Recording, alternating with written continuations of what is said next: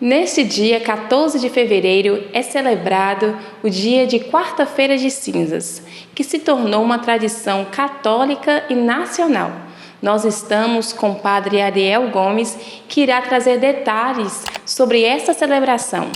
Padre, qual o significado da Quarta-feira de Cinzas para os fiéis católicos? Então, diante dessa situação, né, nós, enquanto católicos, enquanto igreja, nós celebramos sempre a Quarta-feira de Cinzas. Nós temos essa tradição há muitos e muitos anos que celebra, né, a Quarta-feira de Cinzas em nossas igrejas, em nossas paróquias. Então, ela marca o início da Quaresma. Quaresma, que é esse tempo de penitência, de jejum, de oração, que lembra, né, as tentações do próprio Cristo, o sofrimento dele, a paixão, né, toda esta realidade. E aí esse evento, né, essas celebrações, elas surgiram logo após a morte de Jesus, por volta, né, do ano 160, mais ou menos, essa tradição de celebrar, né, as cinzas, celebrar a Quarta-feira de Cinzas. E geralmente com a base muito importante em toda a tradição da igreja, a tradição antiga também, né? Que muitas das vezes a conversão ela era sempre colocada como esse sentido, você vestir de saco, né? Vestir uma roupa mais simples e se sentar nas cinzas, né? Ou seja, é uma representação muito no sentido da humildade, né? Do sofrimento, da penitência, para demonstrar um pouco aquilo que nós somos, de onde nós viemos e de onde também nós vamos retornar, né? Então, muitas das vezes as cinzas têm esse significado para a gente, né? A celebração da Quarta-feira de Cinzas, né? Um dia que nós nos reunimos, né? Algumas pessoas vão dizer, depois do carnaval, ter feito tudo, vem receber as cinzas, né? Mas as cinzas, ela marca o início da Quaresma. Então, ela marca esse início dos 40 dias de penitência, de jejum, de oração, que nós vamos viver em nossa igreja. Então, a igreja toda se reúne na Quarta-feira de Cinza, mesmo que não seja um dia, digamos assim, de preceito, mas é um dia que o fiel ele deve participar das celebrações e receber as cinzas, né?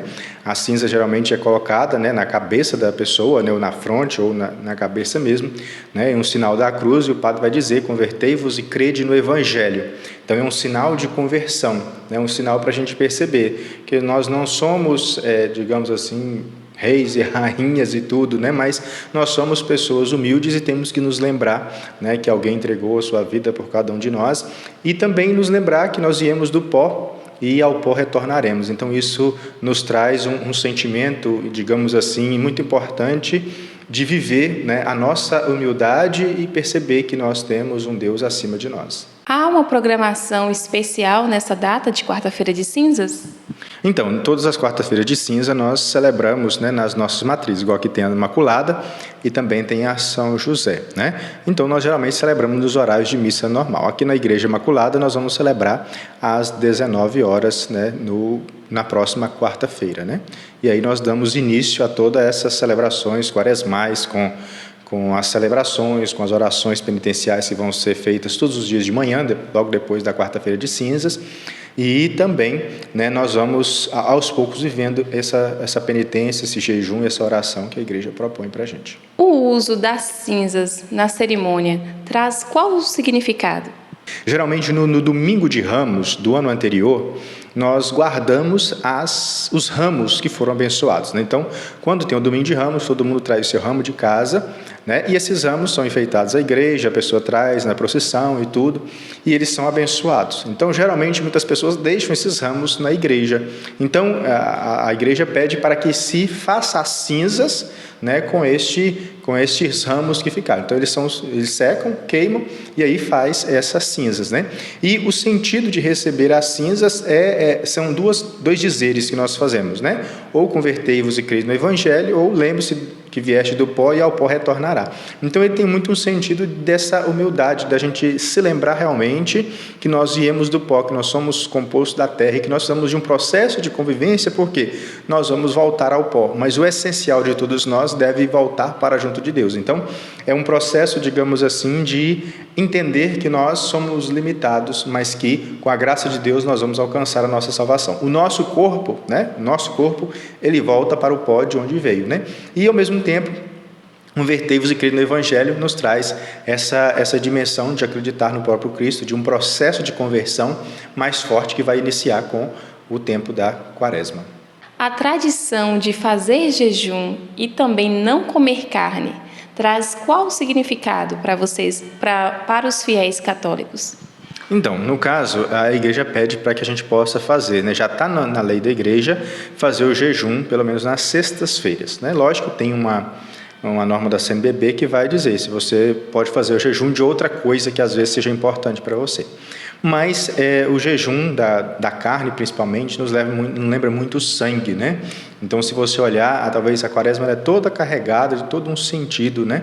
De um sangue, né? O sangue a ser derramado. Então, é meio que um momento onde nós vamos nos abster da carne, né? Ou seja, do sangue, do derramamento de sangue e tantas outras coisas, em vista de um bem melhor, né? Mas o que eu falo sempre com as pessoas, o jejum ele sempre deve nos mostrar um caminho diferente, né?